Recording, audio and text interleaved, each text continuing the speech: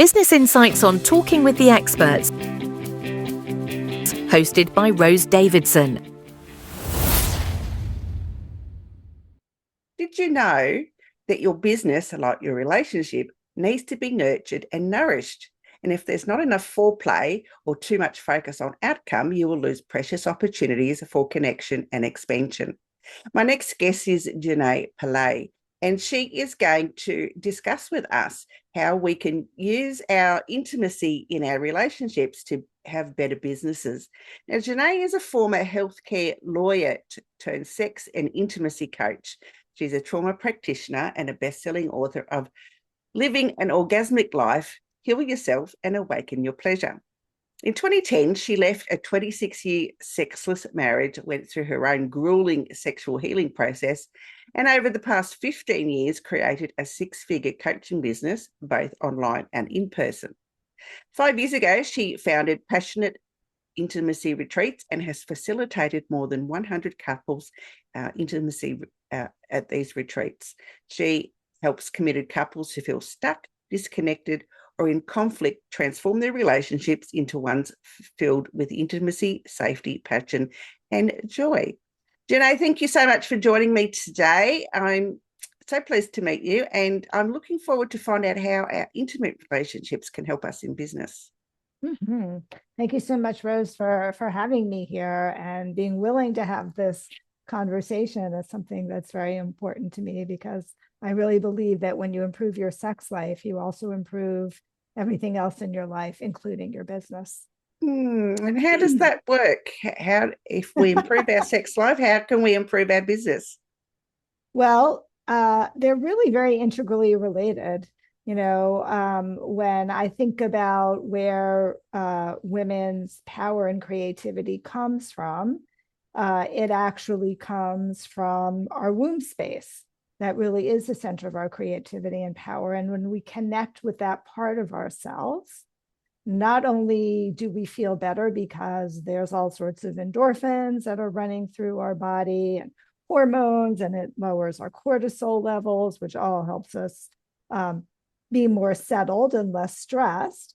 But it also allows us to sort of emanate and attract in what we really want to attract in. So I really believe that when women are sexually empowered, and men, but I work primarily with women, so I'll speak to that. When we're sexually empowered, we're also financially empowered as well. I think that our sexuality, our power, and our prosperity are intricately linked together. That's interesting. How we know that in business, we get a lot of spam emails, we get a lot of spam messages, and buy my thing before they even get to know us. So foreplay in both situations, in our sexual life and in our businesses, is quite important. Why do people focus so much on outcome and they lose those opportunities? Yeah. Well, I think we are naturally focused on outcome. We're a very goal-oriented society, and that translates both into our intimate life as well as our business, right? So in our intimate life, there's a lot of focus for women on men on achieving a certain goal. And when we do that, excuse me, it takes us out of our experience. It takes us out of our body. And we miss a lot of the nuances along the way, right? Of being able to be on the journey and really not worry about the destination. And I think that, that translates also, we see that in business as well. Not to say that we shouldn't have goals. We obviously all need to have goals. But when we focus on the goals and the outcome without, wow, hold on, excuse me. Late at night here. Without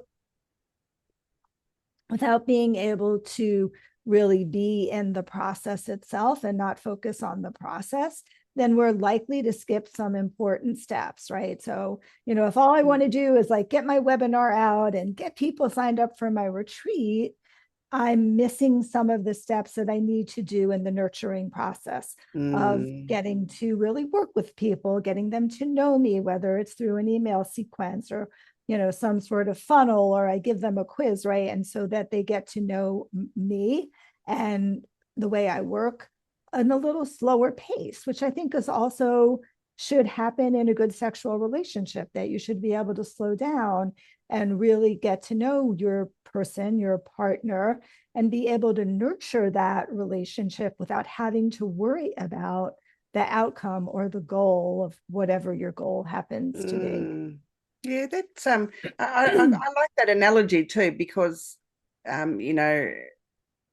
quite often, we get these things about buy my stuff, and they're looking at the outcome of getting more signups and more people, in their proximity, but they don't look at the overall nurturing process on before they get to that outcome. And it really annoys me that people want to come into my network, and as soon as we've made a connection, they want to sell me something.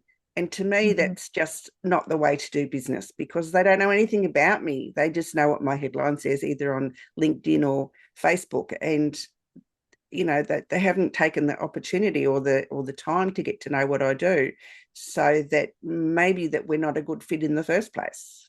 Yeah. And that makes me think also like generosity, right? Like you're more, we're more inclined to work with people who are very generous with their time and give away some of their best content in the nurturing sequence of getting to know them. And it's the same thing in intimacy, right? Like being generous with your time as well, being, generous with your partner, right? Giving them time to get to know you, getting to explore maybe parts of the body that you haven't explored before, because sex usually happens so quickly. And we lose a lot of opportunity for very deep connection and intimacy. And we should know that we are personally responsible for ensuring that our desires are met on a consistent basis.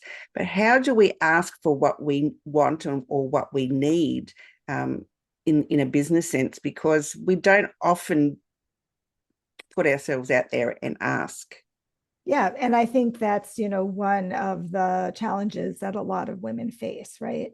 Is that we have a hard time asking for what we want, both in sex, sometimes because we don't know what we want, and also in business. And I think some of that goes to this sort of underlying self-worth wound that I see that I'm sure you do as well, that a lot of women experience from just the socialization that we've had, from the political system, from the patriarchy, right? All of that combined. And it makes it much harder for us to be able to really assess what our worth is, and then be able to ask for what we want. And I find that, people leave a lot of money on the table all the time, right? Because we underestimate our value. Yeah, we do. And it's unfortunate that we do have been conditioned in that way. Since time immemorial, it's been a thing where women don't or have been conditioned not to ask for what they need or what they want, because we're told, don't be greedy, don't ask for things, you don't deserve it. And we're told all these things all the time. Even now in today's world, we shouldn't have to ask for things. They should. I mean, people don't necessarily have to know, but they should have some alignment with how women are programmed, I guess, for want of a better word. No. And I think like some of that comes down to, and it's interesting because I've been looking at like the connection between the wounds that women have around money and the wounds that women have around money. Did I say that? Money and sex, right? And so, we all have stories about sex, right? We have ways in which we were taught about it, like everything that you just said. You've got to be a good girl. You can't ask for too much. Maybe you're there to service your partner. It's not about your pleasure. And similarly, we all have stories growing up about money, right? About ways very often in which we were told to play small, right? Not play as big as we possibly could, or times when there was not a lot of abundance. Maybe there was scarcity growing up, and all of those stories translate into our own relationship with wealth. And similarly, our own relationship with intimacy and sex. And they're often very, very similar and very connected. Yeah, I get that. It sounds, it you know, silly as it sounds, I get the point that those two things are interconnected in some way, and that if we can lean into our feminine energy and cultivate our creativity, we will learn more how to get control and be able to surrender to the things that are good for us. Yeah, absolutely. 100%. Yeah. So how do we lean into our feminine energy? What steps can we take? Well, I mean, I always try to get women to start to really connect with their body. That's where I feel like our feminine energy starts, right? And so a lot of times we end up being very disconnected from our body and disconnected from our pleasure. And, to be able to reconnect with yourself, sometimes you have to do like small things. Like, maybe you're wearing a pair of G-strings because it makes you feel sexy, right? Or, we really want to start to ignite all of the different five senses. So sometimes I'll suggest like set yourself a beautiful bath and light some candles and make the atmosphere feel good, and have some scented oils and touch yourself in a loving way, right? Just to reconnect with our body and our pleasure, because that's where our feminine power comes from.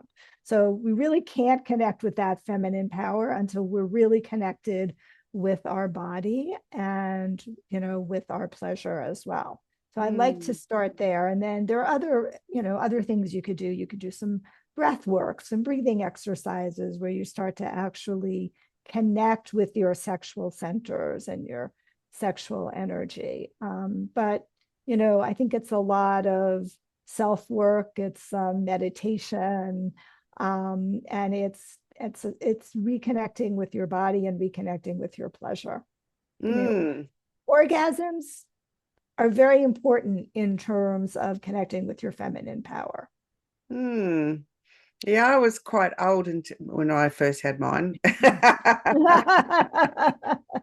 Me too. I bet I was older than you. But yeah, I get that women are still trying to reach that glass ceiling and pushing and pushing and pushing, and nothing seems to work.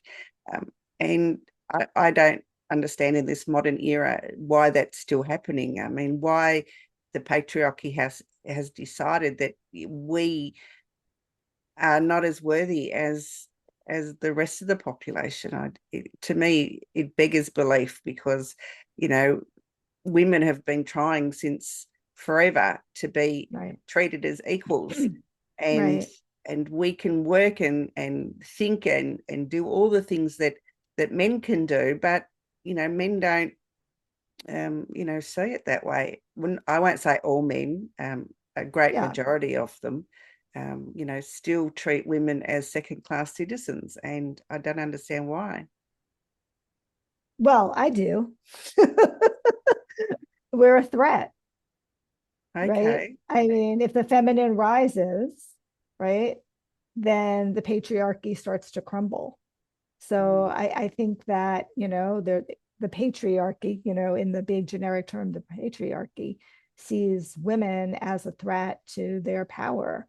And, here in the US, I don't know what it's like. You're in Australia, right? New Zealand? No, in Australia. Australia. So I don't know what it's like in Australia, but here in the US, right? Like we're going way backwards. Like they want to go back to, the man is the head of the household and actually gets to have the vote, in our elections, right? Like absolutely crazy stuff that goes back to the 1800s when women were chattel and property. But I think that's the reality, is that, powerful women can be very threatening to the patriarchy. And yes, there are some powerful men who are very happy having a powerful woman at their side. But I think the system isn't, and the system doesn't. Yeah, I think the system's terribly broken. Right. Think how differently women would run the world. I mean, come on. Yes, absolutely. Yes, absolutely. Yes, that would be my greatest hope, that every country is run by a woman, and I think the world will be more empathetic, and there wouldn't be so much turmoil in going on. Exactly. Yeah. If you want to reach out to Xanet, you can find her on LinkedIn, and you can find her on Facebook, Instagram, and on her website, passionateintimacyretreats.com. And she has a book that you're promoting. So tell me a little bit about the book, what's in it, and where we can find it. Yeah, so I have a new book that's just coming out. It's called The Sex and Intimacy Repair Kit. It is geared for couples to help them learn how to reconnect on an emotional level, to repair past conflicts and hurts, and also reconnect on a sexual level as well.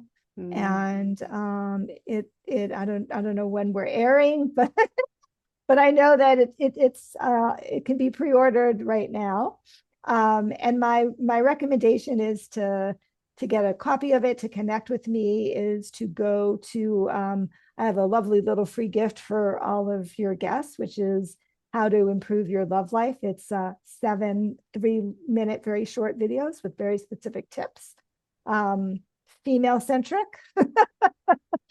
And you can find that at the website, howtoimprovemylovelife.com, howtoimprovemylovelife.com. Wonderful. Yes, I can say that. Just see. Thank you. It'll be in the show notes. So, if you missed Miss Xanet's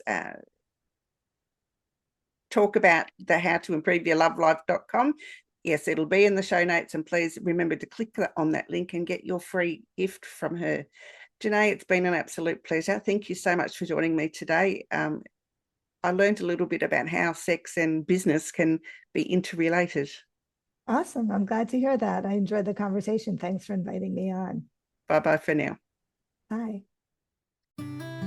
You've been listening to Talking with the Experts with Rose Davidson, the podcast that brings you real stories, bold insights, and strategies that work.